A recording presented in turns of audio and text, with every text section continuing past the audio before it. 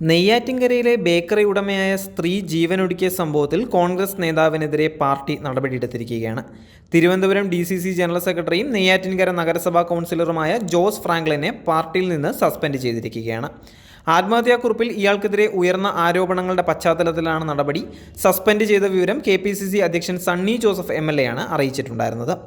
Jose Franklin നിരന്തരം ലൈംഗികമായി ശല്യം ചെയ്തുവെന്നും ഗത്യന്തരമില്ലാതെയാണ് ജീവൻ ഒടുക്കുന്നതെന്നും ആത്മഹത്യാക്കുറിപ്പിൽ സ്ത്രീ ആരോപിച്ചിട്ടുണ്ടായിരുന്നു.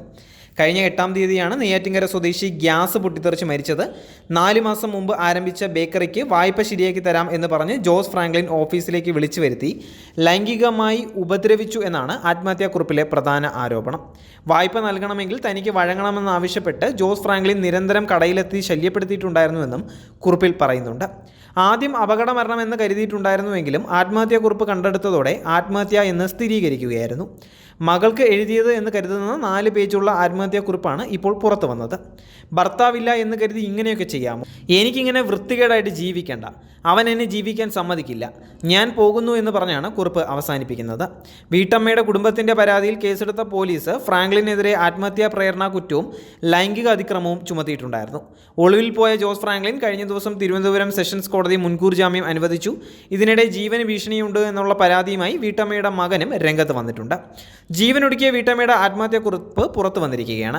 വായ്പ വാഗ്ദാനം ചെയ്ത് DCC നേതാവും കൗൺസിലറുമായ ജോസ് ഫ്രാങ്ക്ലിൻ തന്നെ ലൈംഗികമായി പീഡിപ്പിച്ചുവെന്നും മാനസികമായി ഉപദ്രവിച്ചുവെന്നും വീട്ടമ്മ ആത്മഹത്യാക്കുറിപ്പിൽ വെളിപ്പെടുത്തുന്നുണ്ട്. മകനു വേണ്ടി എഴുതിയ കത്തിലാണ് കോൺഗ്രസ് നേതാവിനെതിരെ അതീവ ഗുരുതരമായ ആരോപണങ്ങൾ വീട്ടമ്മ ഉന്നയിക്കുന്നത്. ജോസ് ഫ്രാങ്ക്ലിൻ എന്നെ ജീവിക്കാൻ അനുവദിക്കുന്നില്ല, ഞാൻ അവൻ്റെ വെപ്പാട്ടിയാകണം എന്ന് പറഞ്ഞു. കടം തീർക്കാൻ സബ്സിഡറി ലോൺ ശരിയാക്കി തരാമെന്ന് പറഞ്ഞു ഓഫീസിലേക്ക് വിളിച്ചു വരുത്തിയ ശേഷം ജോസ് ഫ്രാങ്ക്ലിൻ തന്നെ കടന്നു പിടിച്ചുവെന്നും സ്വകാര്യ ഭാഗങ്ങളിൽ സ്പർശിച്ചുവെന്നും വീട്ടമ്മ കത്തിൽ പറയുന്നുണ്ട്. വിളിക്കുമ്പോഴെല്ലാം ചെല്ലണമെന്നും ആഴ്ചയിൽ ഒരിക്കൽ എവിടെയെങ്കിലും വെച്ച് കാണണമെന്നും പറഞ്ഞു. എൻ്റെ സ്വകാര്യ ഭാഗങ്ങളിലൊക്കെ പിടിച്ചു. അവൻ്റെ സ്വകാര്യ ഭാഗത്തൊക്കെ എൻ്റെ കൈ പിടിച്ചു വെച്ചു. ലോണിൻ്റെ കാര്യമായതുകൊണ്ട് ഞാനൊന്നും പറഞ്ഞില്ല. അവൻ വിളിക്കുമ്പോൾ അതുകൊണ്ടാണ് ഞാൻ നിന്നെ കൊണ്ടുപോകാത്തത്. ഒരു കൗൺസിലർ എന്ന നിലയിൽ ആവശ്യങ്ങൾക്ക് പോയാൽ ഇങ്ങനെയാണ്. ഭർത്താവില്ല എന്ന് കരുതി ഇങ്ങനെയൊക്കെ ചെയ്യാമോ?